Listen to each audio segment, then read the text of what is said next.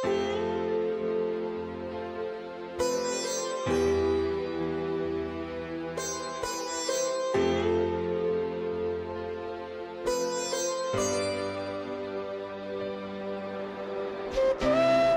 keringat yang engkau curahkan demi mengajar anak bangsa,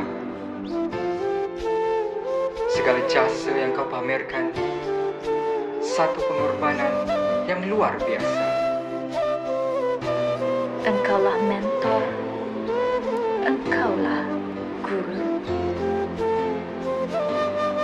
Suluh kejekalan menyalurkan nasihat demi ilmu yang kita perlu untuk menyumbang, memberi manfaat. Jasamu tak akan luput dalam ingatan kami. Sepanjang hayat mekar di sudut hati.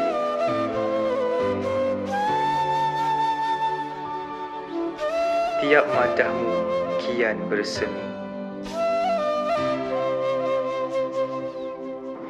Tiap katamu sungguh bererti. Sungguh ikhlas engkau berbakti, cekal hatimu menempuh cabaran.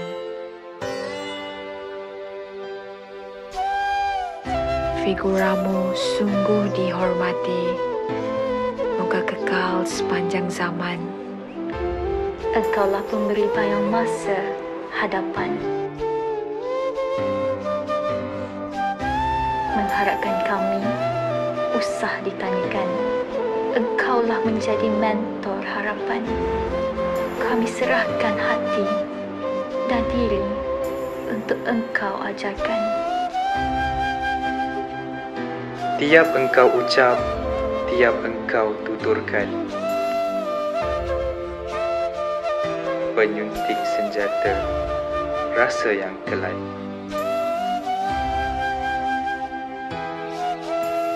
Bukan jasa yang engkau inginkan, hanya ingin lihat bangsanya berjaya dan bersemangat. Hanya kata dan doa mampu kami lafazkan yang sudah lama terbuku di hati. Semoga Allah Subhanahu wa Ta'ala berkenankan agar hidup Datuk Wira Dr. Azizan Osman sentiasa diberkati. Selamat Hari Jadi Datuk Wira. Selamat Hari Jadi Datuk Wira. Selamat Hari Jadi Datuk Wira. Selamat Hari Jadi Datuk Wira.